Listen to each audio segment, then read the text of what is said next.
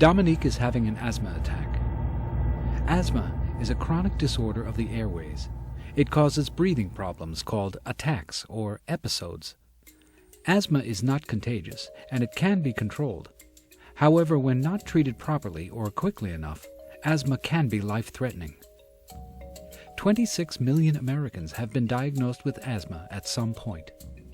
8 million of those with asthma are children under the age of 18. And because many asthma sufferers go undiagnosed, these numbers are thought to be low. Doctors are working on the exact cause of asthma. They do know that once people have asthma, their lungs can react to things that will bring on asthma attacks. Asthma attacks can be caused by many things, called triggers: exercise, exertion, stress, allergies, dust mites, pets, poor indoor air quality, cold weather, tobacco smoke, strong fumes, or the common cold can all cause asthma symptoms. Classroom and lab environments can be a source of these triggers. With asthma, the following changes take place in the lungs. 1. The air tubes swell or become inflamed, just as skin will when it's bruised or injured. 2. The muscles in the air tubes tighten. And 3. Cells within the air tubes may make more mucus than normal, which can further obstruct the air tubes. These changes cause the air tubes to narrow, and breathing becomes difficult.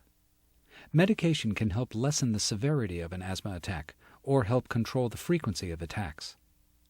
There are 2 types of asthma medication: quick relief and long-term control medications. Quick relief medications, also called rescue drugs, are used to rapidly reverse airway obstruction during an attack. They are designed to immediately reduce symptoms such as coughing, chest tightness, and wheezing. Quick relief medications are mostly administered by an inhaler or a nebulizer. Long-term control medications are taken on a daily basis and are used to achieve and maintain control of asthma. These medications are not used to treat a sudden attack.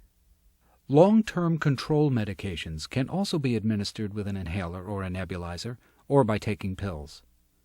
An asthma attack may start suddenly or take several days to develop.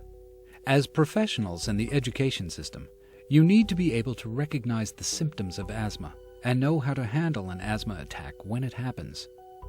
You also need to know when it's time to get help, because with asthma, every second counts. The child suffering the asthma attack may feel a tightness in her chest or start coughing. She could become restless and will probably make a wheezing or whistling sound as she breathes. She might also spit up mucus. As soon as you recognize these symptoms, summon the school nurse quickly and get the child's inhaler. Asthma attacks are usually treatable with prescribed medication. Some children, like Dominique, are self-directed and able to use their inhaler with adult supervision. In this case, Dominique's quick relief medicine helped her breathe easier, but sometimes a quick relief inhaler may not relieve asthma symptoms. After an attack, the child should be escorted to the nurse's office and the family notified that the attack occurred. Some asthma attacks are more serious. Their severity is physically more obvious. The child may not be able to walk or talk. Her neck muscles will tighten. The skin around her ribs might be sucked in as she tries desperately to breathe, and her fingernails and lips may turn grayish-blue. In any asthma attack, time is critical. The more time lost during a severe asthma attack, the greater the chances of death. You must act quickly. If the child cannot take the medication, or if the medication is not available, don't waste time. Call 911 immediately. Your quick action during an asthma attack could save a life. It's very important that children with asthma have a written care plan on file with the school. This would include a list of medications the child is taking, a physical education form that outlines any activities the child cannot participate in, and a detailed listing of all participating family members who should be contacted in case of a severe attack, as well as the relevant phone numbers for each of those people. The child's parents or primary caregiver should be called immediately in the event of an asthma attack. The parent should be told exactly what happened and what course of action was taken. The child's healthcare provider should also be made aware of what happened. It is imperative that your school has a plan of action for asthma. All staff and faculty members are an important part of this plan.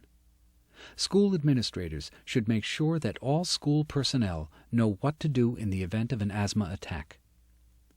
In addition to knowing what to do in an asthma emergency, your daily observations may guide medical providers in the development of an effective asthma treatment plan. Notifying the school nurse, building principal, or the parents of a child with breathing problems will ensure that child gets additional help managing asthma. Follow established protocol when making such a referral. Teachers and other personnel, such as teacher aides, lunch monitors, bus drivers, even substitutes, should be aware of possible triggers and be able to identify signs of an asthma attack. Personnel should be instructed in emergency procedures because it is important to act quickly. They should know to call 911 if they believe the child is in real danger or if they are unsure of what is happening or what to do. The good news with asthma is that once it is known what triggers attacks, something can be done to prevent them. This gives the child and family control over asthma, resulting in fewer and less severe attacks. While asthma may affect a child's life, it certainly doesn't have to control it. Asthma deaths can occur when people wait too long to call for help.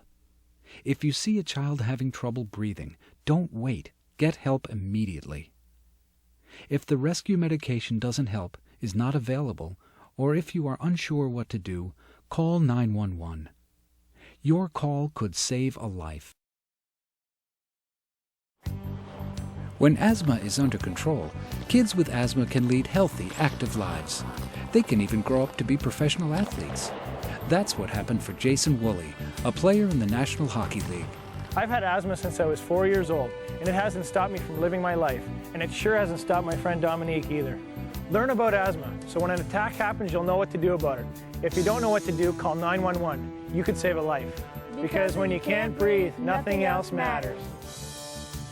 For more information, contact the Asthma Coalition of Western New York at 1-800-749-4042 or call your local American Lung Association at 1-800-LUNG-USA. You can also visit the Lung Association's website at www.lungusa.org. This video made possible by funds provided by the New York State Department of Health through the Asthma Coalition of Western New York and in cooperation with the American Lung Association of New York State.